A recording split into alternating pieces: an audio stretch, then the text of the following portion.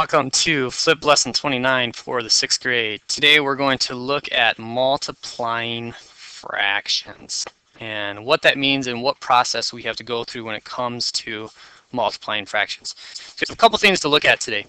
First of all, we have our first problem. What fraction is 1/2 of 3/4? And so as we look at this problem, we know that the word of means multiply. And so we can go ahead and throw our multiplication symbol down, and we can put our fractions in there, just like this. And now we have the process that we need to go to.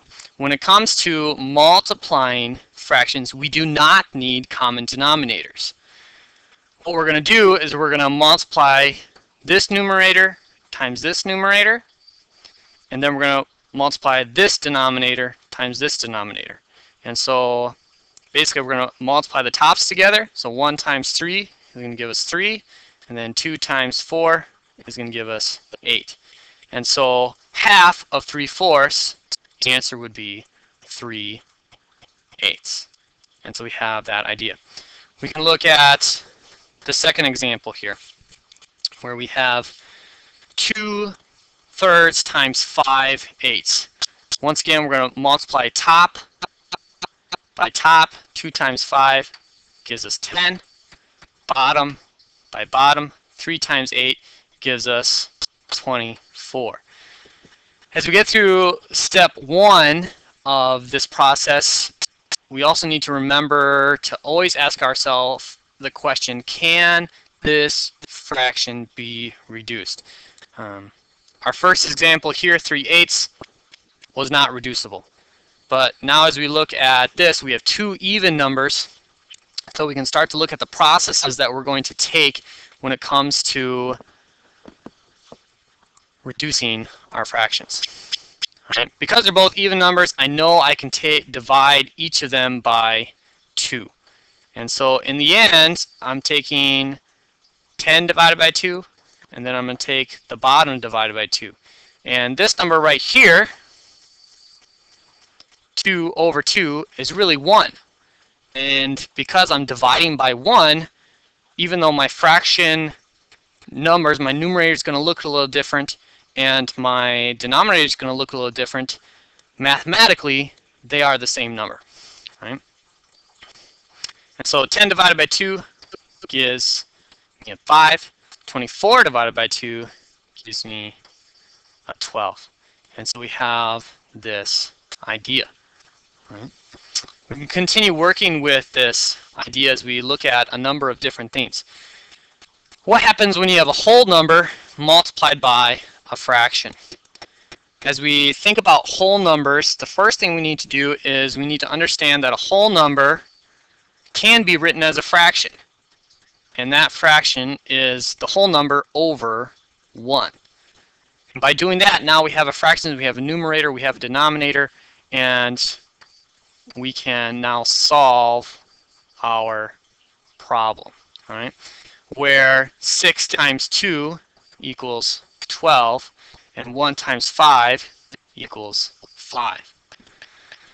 Of course, now we've run into another problem, because now we have an improper fraction where the larger number is on top and the smaller number is on bottom. So what we need to do now is we need to turn this into a mixed number with an improper fraction. And so this division line means divide, so we're going to take 12 divided by 5. How many times does 5 go into 12? We know that 5 can go into 12 2 times. 2 times 5 is 10. 10 minus 12 is going to give us a remainder of 2/5. And so we have this process. Another thing to look for as you work with fractions. All right. Sometimes it'll come in a word problem form, like this example. We see 2/3 of a penny, and we have 3 pennies. So if a penny has a diameter of 2/3 of an inch, what is the length of all 3 pennies? So in the end, we're doing 2/3 plus 2/3 plus 2/3. And we could do the addition and add it all up, and we could find out that our common denominator, right? Addition, you need common denominator, so our common denominator is going to stay 3, and then we can add the numerators. 2 plus 2 plus 2 is going to give us a 6. And then you're going to reduce this because it's an improper fraction, and we're going to get an answer of 2. But we can also do this with multiplication. Since there are 3 pennies, and each of them is 2/3 of an inch, we can take 3 times 2/3 of an inch. First thing we're going to do is we're going to change our 3 into a fraction, so that's 3 over 1. And now, of course, we can multiply, and you can see how our answers are matching up, and multiplication can make problems like this easier. We can continue looking at the process. We can specifically focus on reducing fractions. And I'm going to rewrite this. It looks a little small. So we have 9 over 27. And so the first thing we need to do is we want to start taking out common factors. I know 9 is divisible by 3. I also know 27 is divisible by 3.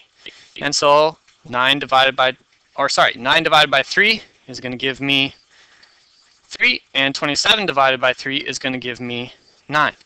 However, after I've reduced this, I've realized that 3 9s can also be reduced. And so once again, I'm going to take out a 3, and I'm going to get an answer of 1/3. And so I've taken out a factor at a time to get to my final answer of 1/3. Some of you might be saying, well, why don't I just use my greatest common factor to start, right? So as you're looking at these two numbers, you can say, well, I realize that 27 is divisible by 9, and I also know 9 is divisible by 9. And so you can speed up the process by using your greatest common factor to factor and reduce in a much faster way. So 9 divided by 9 equals 1, and 27 divided by 9 equals 3. And so there are those two processes. Don't be afraid to use this process if that greatest common factor doesn't come to you. All right? And if you can use the greatest common factor, that of course is going to speed up the process that you're working through right now. Remember though, that as you do this, when you divide from the top, you must divide the same number from the bottom. All right? Same number from the bottom. Okay? Then our last example gets into the idea of ratios, because ratios, they follow some of the rules of fractions, but not all the rules of fractions. And the one rule that we do want to see is the idea of reducing. It says there were 9 boys and 15 girls in the class. What is the ratio of girls and boys in the class? When it comes to writing ratios, remember that we need to write the ratio in the order that they're asking. So it's asking girls to boys. So girls needs to be on top, and boys needs to be on bottom. And so we understand that there are 15 girls and 9 boys. Now right now you might say, well, Mr. Fisher, that is an improper fraction. Okay. But it's also a ratio. And ratios need to stay as fractions, as ratios. However, they are like fractions in the sense that they can be reduced. And so as I look at these two numbers, I realize that there is a common factor between the two, and that common factor is 3. And so I can divide both by 3, and I get 5 and 3. So the ratio of boys to girls is not 15/9, it is 5/3. So we use that principle also as you work with fractions. So I'll leave you with a couple sample problems, multiplying these fractions together, and then making sure you take the steps to reduce fractions or convert them from improper fractions into mixed numbers. That is math lesson 29.